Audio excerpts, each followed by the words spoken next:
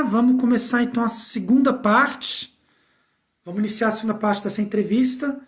Peço que vamos aguardar que as pessoas possam já estar retornando. As pessoas que estiveram na primeira parte já estão voltando, todas. Já voltou o Bruno, já voltou o Ricardo.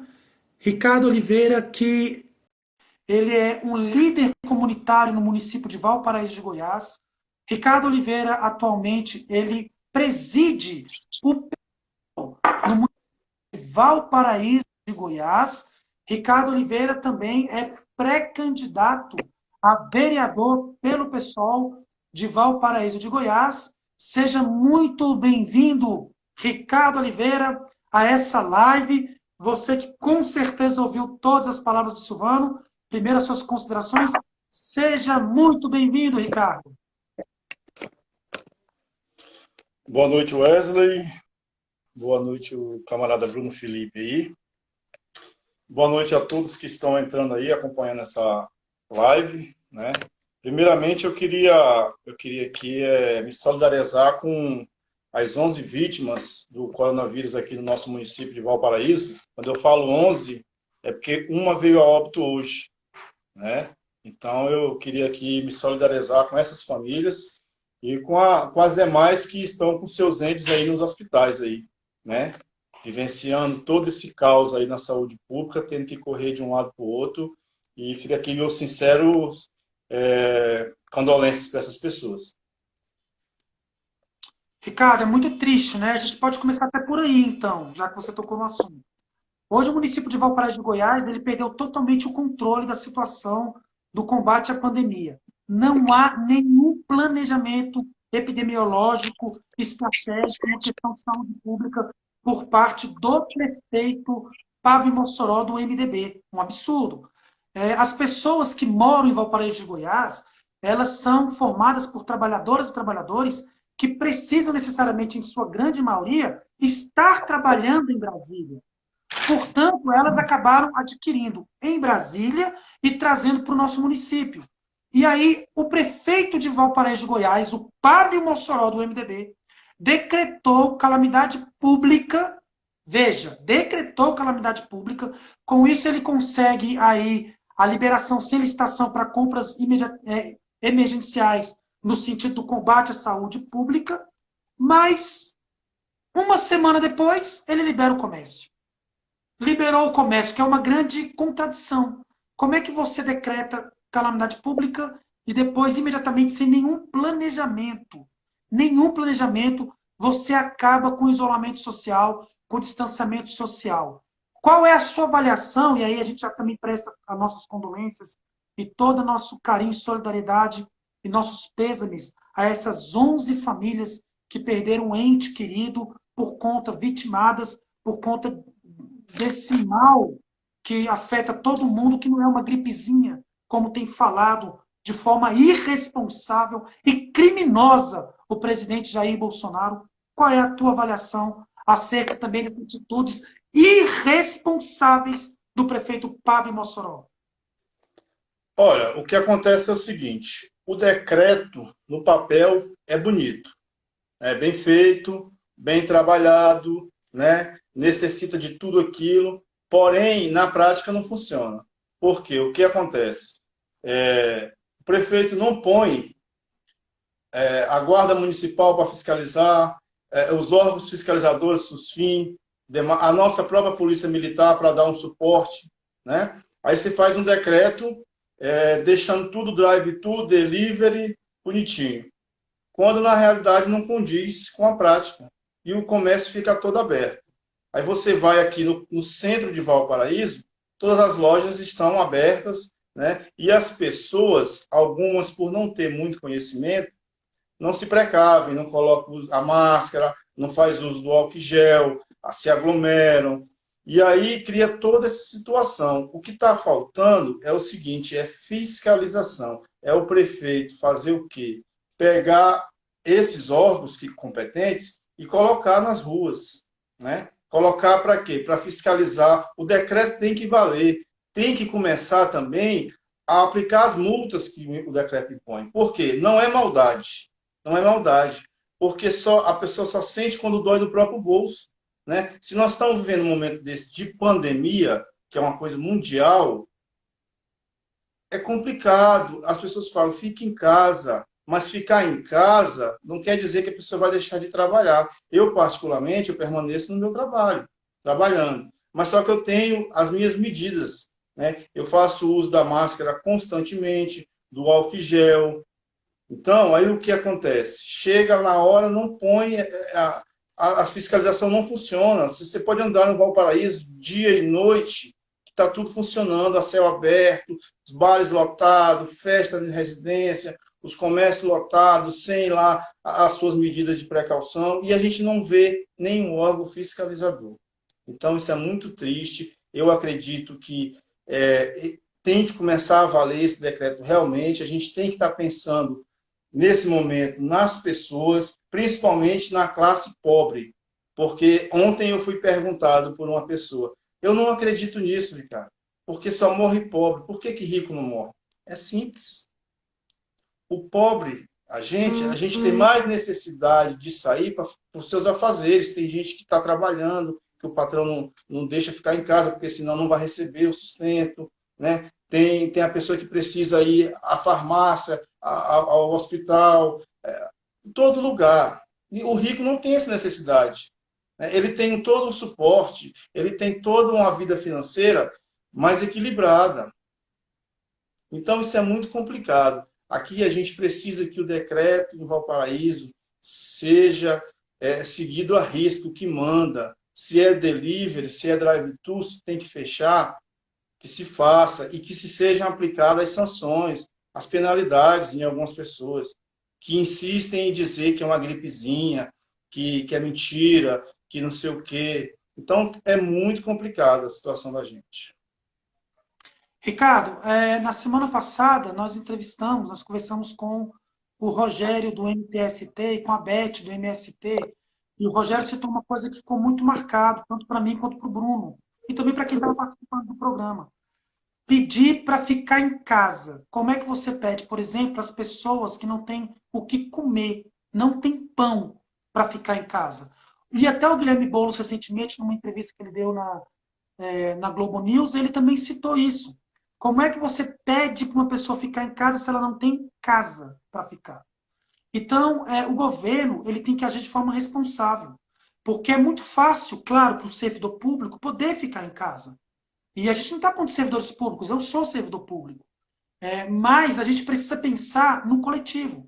Então, as pessoas também que estão em situação de vulnerabilidade social, que, como você muito bem lembrou, que têm condições mais precárias, que têm a necessidade de trabalhar, que não conseguem ficar em casa, para essas pessoas precisa que haja uma maneira de mantê-las em casa. Tinha que ter um programa do governo para poder pagar essas pessoas para ficar em casa. Pra você ter uma ideia, o governo queria pagar R$ 200. Foi a oposição que brigou, que lutou e conseguiu aumentar para 600. Mas ainda assim o governo não fez um plano, por exemplo, de bancar as empresas para que as empresas não demitam seus trabalhadores e que elas possam ficar em casa. O governo não fez. Diz que ia ajudar numa parte, e aí a empresa tinha que ajudar no outro, mas fazendo os cálculos, o trabalhador está perdendo, tem perdas salariais.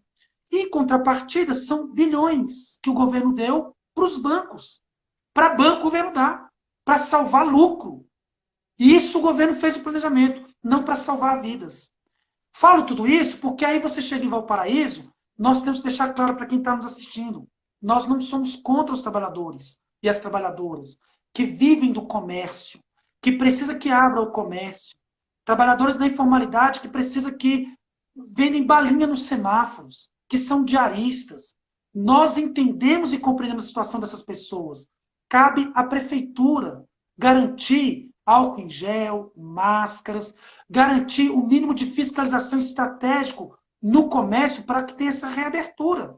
Porque o correto é que não tivesse essa reabertura no momento. O correto é que a gente pudesse ter um planejamento nacional do lockdown, né? E que ninguém fosse prejudicado, porque tem recurso, tem dinheiro para manter todo mundo. Mas isso não foi feito. Ricardo, nós temos aqui vários comentários, eu vou ler alguns, e aí acerca exatamente da sua participação já. Ó. Vamos lá.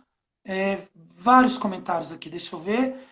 Essa cidade não possui administrador, disse o Valparaíso. E aí o Jorge, nem administrador, nem governante. Trabalho em Valparaíso e vejo a realidade da nossa cidade. As ruas lotadas, lojas super cheias, disse a Sara. Não há fiscalização. A velha política ainda impera em Valparaíso, disse o Jorge. Muito bem. Não existe políticas públicas no município, o Jorge lembrou. Valparaíso está à beira do caos, a Sara. Aí o Jorge de novo. A pandemia demonstrou que a maioria da população não tem acesso às políticas públicas e a consequência é o caos que estamos vivendo. O Jorge fez uma deixa aí já, né? E aí, nós temos... opa, teve um probleminha aqui. Voltou? Tá me ouvindo bem, Ricardo? Ok, porque aqui parou um pouquinho. E aí nós temos aqui outros comentários. A política de assistência social foi abandonada no governo Bolsonaro. O retorno foi do assistencialismo, né? Isso, o retorno do assistencialismo, está aqui escrito, comentário do Jorge. O governo está sendo totalmente omisso com as pessoas. Esse auxílio emergencial, que de emergencial não tem nada, foi só mais uma forma de brincar com o desespero da população, disse a Áquila Carolina aqui. E aí, para os bancos, trilhões. Para os bancos, trilhões. Para o povo, nada, lembrou a Sara. Complicado, né, Ricardo? É complicada a situação, o prefeito realmente não fez nenhum planejamento, o número de casos vem aumentando na cidade, o prefeito é um irresponsável. Eu espero que ele consiga ter coragem de levantar a cabeça e encarar as 11 famílias que perderam um ente querido, já chegam a 11 famílias vítimas do coronavírus aqui no município de Valparaíso. Ricardo, conversando com Silvânia, e agora passando para um outro ponto importante, políticas de alianças. Eu já adiantei para o Silvano, o pessoal não vai fazer aliança com ninguém que, de repente, possa fazer com ele, por exemplo.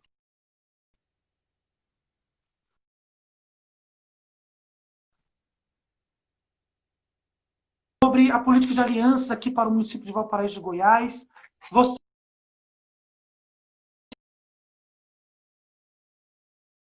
liberdade caminhar junto com partidos políticos aí que estão há anos em Valparaíso e nada fizeram? Por exemplo, dá para caminhar com partidos como DEM, PSDB, MDB? Wesley, a nossa ideia é criar uma frente ampla de esquerda no município, né? Com os partidos que a gente já tem aí. PSOL, PT, PSB, PCdoB, né? Porém, a gente sabe da dificuldade que a gente tem aí de PDT, o próprio PDT, a gente sabe da dificuldade que tem alguns partidos de a gente tirar ele de onde eles estão para trazer para o nosso campo de esquerda, né? Então, a gente tem um programa, a gente tem que cumprir o programa, até porque é um programa muito rico para a gente, é uma pauta muito cara, e assim, a gente não tem como caminhar com esses partidos de direitas aí, fisiológicos, que muito já afanaram o nosso país, né? Começando desde a esfera lá em cima da presidência, até chegando nos municípios. Então, hoje a ideia nossa é essa, é criar essa frente de esquerda aqui no município, né? Porque só com essa frente de esquerda, com esses partidos, a gente consegue construir um Valparaíso muito mais humano, muito mais aprazível, muito mais aconchegante para os valparaisenses, né? E aí, o que acontece? Não tem possibilidade alguma dessa caminhada, até porque eles não têm um programa que defende. Eles são todos fisiológicos, tudo defende o dinheiro, o capital, e isso para a gente é horrível, né? A gente tem um programa e a gente tem que seguir o que está no programa e não há possibilidade alguma, né, de caminhar com DEM, MDB, Solidariedade, entendeu? E os partidos de direita que a gente já conhece. O pessoal na cidade de Valparaíso, ele tem construído um programa já. O Silvano citou que o PT tem feito o programa coletivo, mas eu quero ouvir de você, o pessoal também tem construído e já está estudando, tem apresentado nomes como pré-candidatos, no caso, uma pré-candidata à Prefeitura de Valparaíso, né? Então, é possível, sim, caminhar sem aliança com esses oportunistas e governar a cidade, não é possível, Ricardo? Com certeza, Wesley. Eu posso afirmar que sim. Por quê? Porque aí eu entrei do ponto. Valparaíso completou 25 anos órfão de tudo, né? Segurança, educação, saúde, cultura, infraestrutura e saneamento básico. Então, é, é órfão de tudo, né? E hoje a gente tem uma pré-candidatura já que colocou seu nome à disposição do partido, né? Que é a companheira Sara Damas, que está nos acompanhando aí. E agora, próximo domingo, a gente vai ter uma outra reunião, a gente vai abrir inscrições, né, para possíveis outros pré-candidatos que queiram colocar seus nomes à disposição em pré-candidaturas, e daí a gente vai estudar melhor para lançar esse nome. E a gente está construindo um plano de governo, sim. Em cima dessa Valparaíso 25 anos, como a gente está de fora, a gente está observando tudo. Então, a gente está pegando os pontos críticos da nossa cidade, que é nova, por sinal, 25 anos, e a gente tem muitos nomes bons hoje dentro do partido, né? Do pessoal. Tem gente da área da saúde, da cultura, da educação, da segurança. Eu, pelo menos, eu me enquadro em duas áreas aí. Eu costumo falar que eu sou o típico trabalhador brasileiro, aquele cara braçal. Eu fui da infraestrutura, da construção civil durante mais de 15 anos. Né? Da recessão de 14 para cá, eu tive que migrar. Hoje eu trabalho na segurança privada. Né? Mas então, aí a gente pegou isso tudo, está criando um plano de governo, né? Muito bem bolado, muito bem criado, voltado para as atenções primordiais do município, que são essas: saúde, segurança, educação, infraestrutura, porque a gente não aguenta mais chegar ao período chuvoso e ter esses alagamentos. A principal BR de Valparaíso aqui, aquele alagamento todo, arranca aquele asfalto mal feito, né? Por ser uma BR, o pessoal do Anhanguera fica sofrendo com aquele problema deles lá. E tem a história de um pai que é Anhanguera aí que a gente está cansado de saber, né? Desde quando a gente se entende por gente que esse dinheiro vem e vai, todo mundo quer ser a mãe da criança. Então, a gente está construindo, sim, um plano de governo muito bem elaborado, a muitas mãos, não é um plano individual de uma pessoa só, não, é de um coletivo, é de pessoas que têm o hábito do dia a dia, do caminhar, que conhece, né, que conhece o dia a dia de Valparaíso, e sem aquela historinha das pessoas falar, fulano é forasteiro. Não existe essa conversa. Eu escuto muito isso, né? Ah, tu é forasteiro, e não sei o quê, eu sou nascido aqui.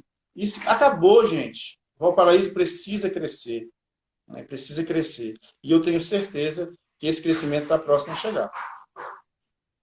E é o crescimento qualitativo, né? Crescimento de dignidade, crescimento que respeite, né, Ricardo?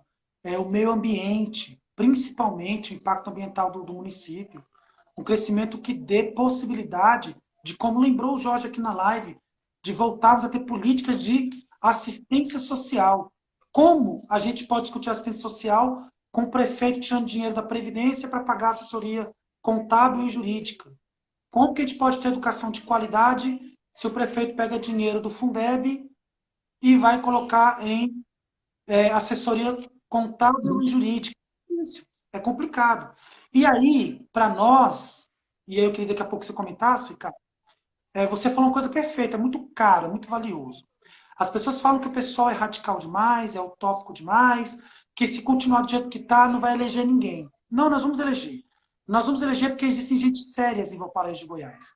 Pessoas honestas, pessoas que querem também a mudança, que não vão vender o seu voto e vão votar, sim, por um programa verdadeiro. Tenho certeza, mas ainda assim, se não conseguirmos a eleição de candidaturas do PSOL, que representa essa mudança, transformação, nós temos a nossa dignidade. A gente não vai se vender por um mandato. A gente não vai se sujar, vai se corromper andando com partidos fisiológicos, como muito bem o Ricardo colocou. Não vamos. Né? Nós queremos, de repente, caminhar com os progressistas, mas se os progressistas querem caminhar com os inimigos da classe trabalhadora, nós temos lado. Nós temos inimigos.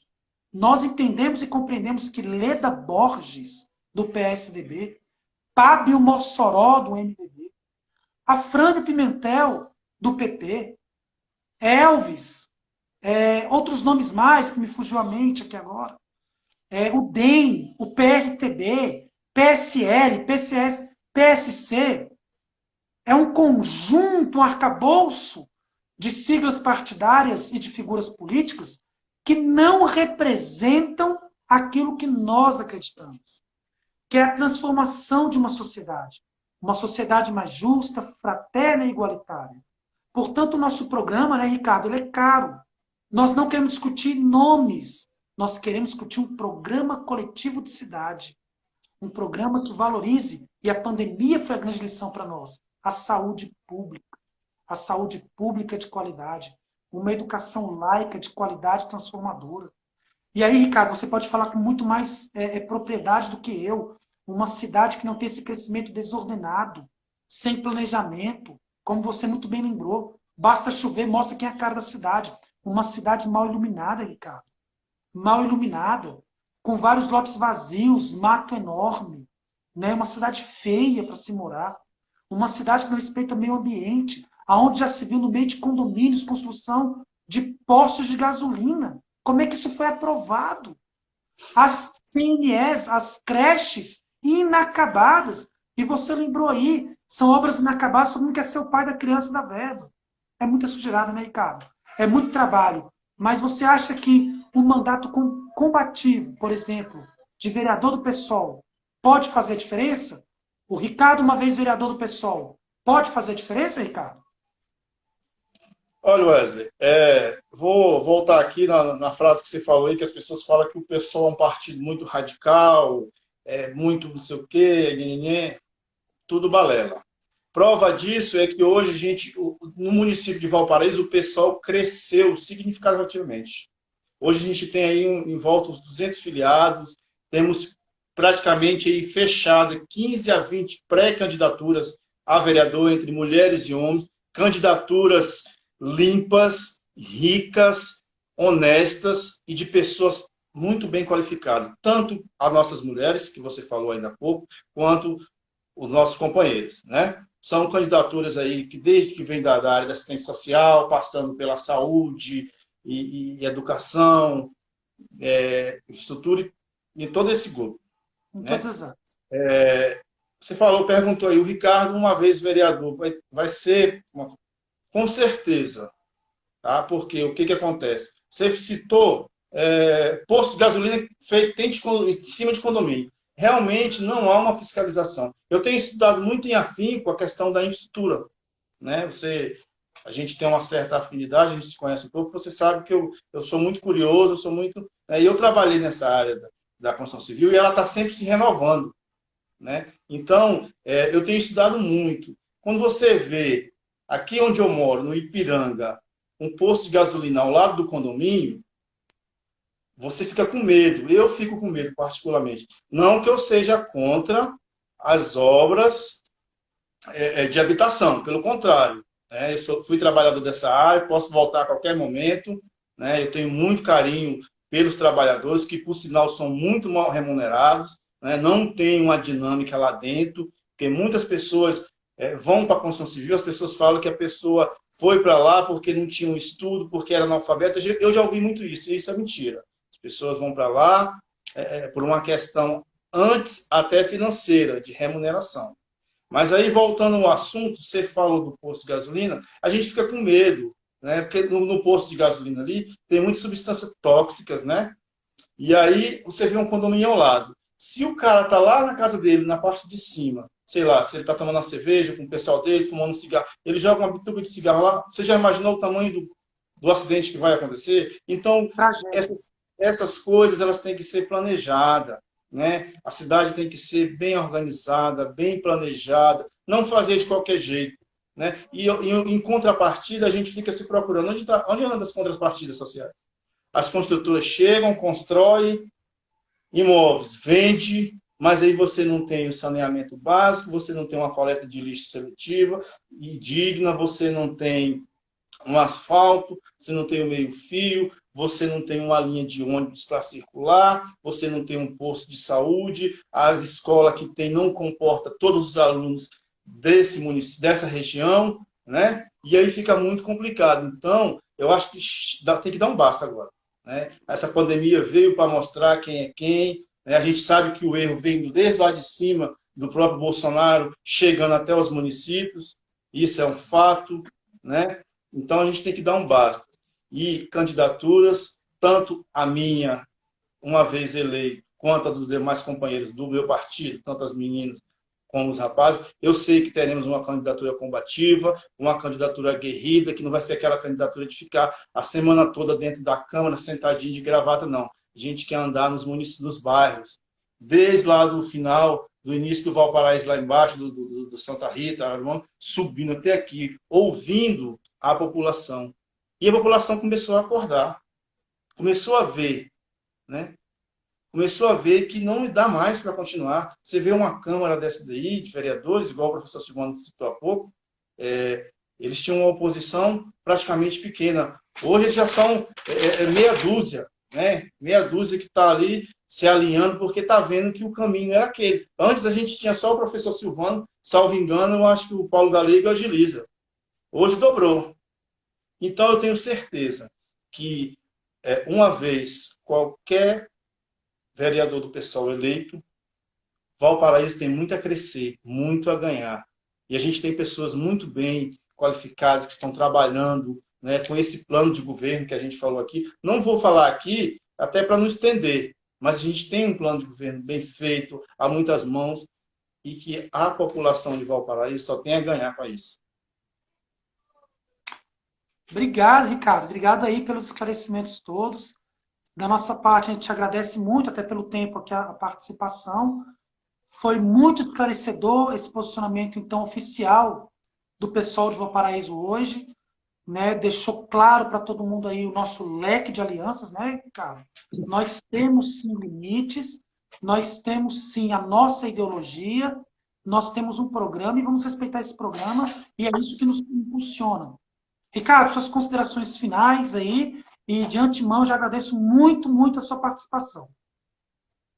Primeiramente, eu também gostaria de agradecer aí, Wesley, pelo sucesso do programa, né? O programa Refutações, que vem sendo feito aí há algum tempo, né? Semanal. Sempre que eu posso, eu acompanho. Você sabe das minhas limitações, até pelo meu horário de trabalho, né? Trabalho à noite, é correria, mas sempre que eu posso, eu acompanho. Eu gostaria de agradecer a você, ao Bruno Felipe, aos demais companheiros aí que estão participando com a gente hoje, e dizer que para mim é uma honra. Tá? É uma honra e quero aqui novamente reafirmar o nosso compromisso com Valparaíso. Independente de a pessoa ser nascido em Valparaíso ou ser considerado um forasteiro, não.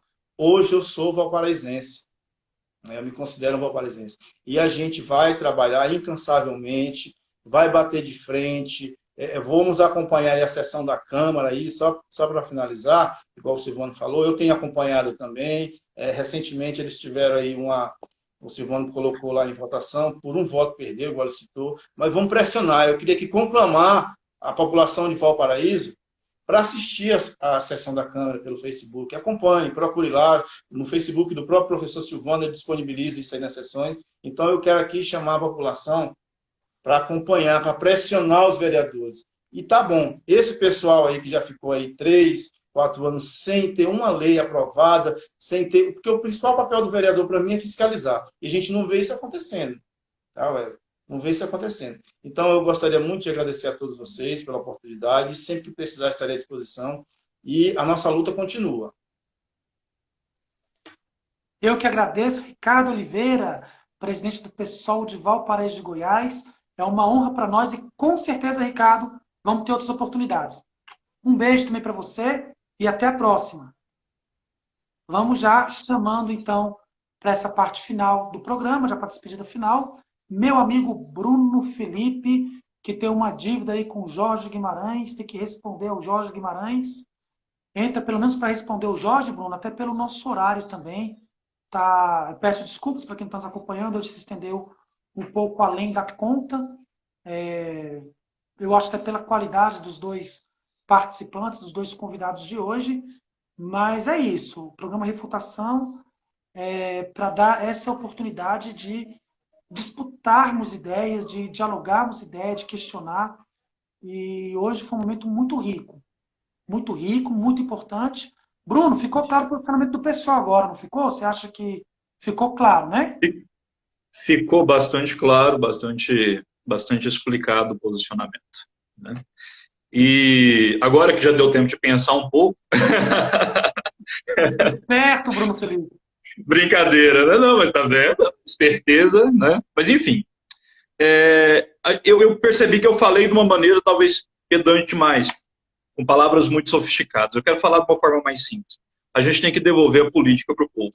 A gente não pode mais fazer política só com os partidos, só com as reuniões de gabinete, só com essas coisas de gente importante que tem muitos títulos, e depois exigir que o povo vá de 4 em 4 anos na urna legitimar o que a gente decidiu. A gente tem que devolver para o povo algo muito semelhante ao que já se fazia, por exemplo, na Grécia Antiga. Né? E aí tem vasta documentação histórica para comprovar que o povo ia mesmo para a Ágora participar diretamente da política, e claro, aquilo é um contexto bem distinto do nosso, que não nos serve de base, mas é um exemplo que a gente pode dar. A gente tem que trazer o povo de volta para a política, e aí passa por uma coisa, viu, Jorge? Não sei se o Jorge está por aí, mas se estiver, ele vai ver, certeza que ele vai ver. Então, uma coisa, não pode ter diferença entre o que a gente prega e o que a gente vive. É por isso que quem denunciou o golpe da dona Dilma Rousseff em 2016, e eu fiz isso, eu acho que ela levou um golpe do MDB e de todas as forças reacionárias, a gente não pode agora abraçar o MDB, como, por exemplo, muitos partidos estão fazendo, aqui em Aparecida, em Valparaíso, com certeza, em outros lugares, denunciaram lá em 2016 uma coisa, e a população fica assim, não, mas peraí, ainda ontem estavam dizendo aí que o MDB estava dando golpe, não, agora estão defendendo o projeto do MDB, estão fortalecendo, então essa incongruência a gente não pode. E aí já vai uma boa parte, inclusive, dos ditos partidos progressistas. Não pode ter diferença entre o que a gente prega e o que a gente vive. Se eu sou contra a corrupção, eu não posso praticá-la. Se eu defendo uma determinada posição, depois eu não posso defender o contrário dela. Né? Então, isso precisa ficar claro. Acho que esse é o ponto número 1. Agora, a grande questão de trazer o povo para a política é radicalizar a democracia. Eu tenho andado muito pela periferia e conversado muito com as pessoas. Outro dia eu fui com o nosso companheiro Marcos aqui, no pessoal de religião matriz afro, né, do candomblé, do umbanda. Fui lá conversar com eles para ver quais eram as demandas dele. As demandas dessa galera eram por maior participação na hora do prefeito decidir as prioridades orçamentárias, não discriminá-los, dar a eles o direito de ter uma política pública para eles poderem fazer serviço social, para eles poderem acolher quem está em vulnerabilidade, para eles poderem, às vezes, uma proteção com relação ao terreno, uma proteção legal maior com relação ao terreno em que o terreno foi construído. São coisas simples. O que você faz, então? Você dá a essas pessoas o direito de participar. Você cria conselhos, radicaliza a política nesse sentido. Aí, nesse sentido, nós temos que ser radical mesmo, porque entregar o poder para o povo é ser radical. Hoje em dia, quando o pessoal pensa em eleição, eles pensam em ganhar e falam assim, eu vou fazer 10 vereadores, porque senão eu não tenho maioria. De nada adianta. Você elege uma base fisiológica, a dona Dilma tinha maioria no primeiro ano. No segundo ano, ela perdeu um impeachment que precisava só de 175 votos para impedir que ocorresse. O que explica isso? Esse fisiologia, nós não podemos mais ser escravo disso, não. Quando eu falo de devolver a política para o povo, é isso. Ou a gente coloca o povo na jogada, ou a gente vai perder todas. E daí não dá para pensar em ganhar a eleição com aquele modelo antigo de política, em que a gente faz acordos de gabinete, leva isso prontinho para o povo só validar, porque o povo está fazendo vingança contra o sistema político. É isso que o povo está fazendo. É por isso que está surgindo aí o Frota, o Tiririca, o Bolsonaro, os 30 filhos que o Bolsonaro tem. Isso aí é vingança do povo contra o sistema político, não dá mais para a gente ficar de 4 em 4 anos consultando as pessoas. Ou a gente traz eles para o centro e faz política junto com eles, porque não precisamos temer democracia, e não precisamos porque o povo quer saúde, educação, segurança. É a mesma coisa que a gente quer. O pessoal não tem nada que temer de democratizar e de radicalizar, de abraçar o povo e de perguntar para ele o que ele quer como prioridade orçamentária. Eu estou até falando de uma perspectiva mais de executivo, né? Mas se a gente pega, por exemplo, no legislativo, é claro, porque assim, eu sou candidato, sou pré-candidato, beleza, vim a ser candidato, e se levar só 800 votos, não tem nada não. O que eu preciso é convencer as pessoas de que não se deve aceitar na administração pública um governo que não promove distribuição de renda, que não organiza as pessoas em conselhos para elas poderem participar. Porque se eu convencer as pessoas disso, pode governar quem governar. Eu venci a eleição. Essa é que é a grande questão. Obrigado, Bruno Felipe. Mais um programa maravilhoso. Estamos encerrando. Aí vai. Quem está comentando, a gente até agradece, mas até pelo encerramento, pelo horário. Bruno, semana que vem vai ter um programaço, hein? Programaço, hein? Pode falar uma das Sem- candidatas, uma das convidadas? Pode falar aqui, não? Pode falar, já podemos Não adiantar. vou falar, então, não vou falar.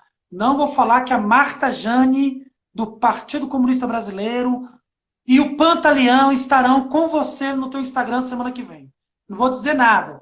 Eu quero saber quando é que vai ter reunião com a direção do programa, que eu estou sentindo privilégios aqui. Mas tudo bem. Bruno, muito obrigado pela participação mais uma vez. Semana que vem, às 19 horas, refutação vai ser no Instagram do Bruno Felipe. Convidados, Marta Jane, que foi candidata a governadora pelo PCB em Goiás em 2010, 2014, e o grande ícone do PSOL, Pantaleão, também estará conosco. Vai ser um bate-papo de Goiânia, liderados lá de Aparecida pelo Bruno Felipe. Eu vou só dar o ar da graça e jogar aquele meu veneno de inveja no Bruno. Não é isso, Bruno? É isso, semana que vem vai ter esse programa que para mim é histórico, é também um grande prazer, né, de estar conversando com essas pessoas.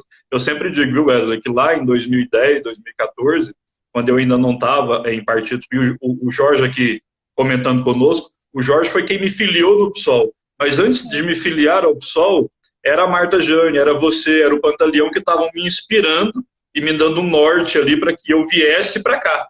Então, a bravura dessas pessoas que naquele momento ali, eu destaco você, ela, o Pantaleão, que estavam ali dando a cara, enfrentando o sistema, mostrando as ideias.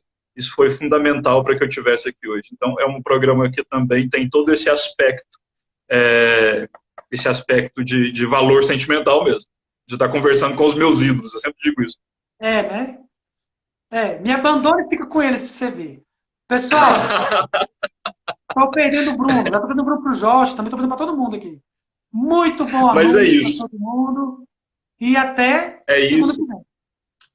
Segunda-feira que vem, às 19 horas, no Instagram do Bruno Felipe. Segue lá. E os vídeos dessa live de hoje já estão disponíveis no IGTV do Wesley, mas daqui a pouco vão estar lá no canal do YouTube, Programa Refutações. Então, segue lá, se inscreva para vocês poderem ver quantas vezes quiserem. Boa noite. Com vinhetinha, né? Com vinhetinha. Com vinheta e tudo. Obrigado, Akla. Vai estar no próximo programa e a Sara falou também que serviu de inspiração. Beijo para todo mundo. Tchau.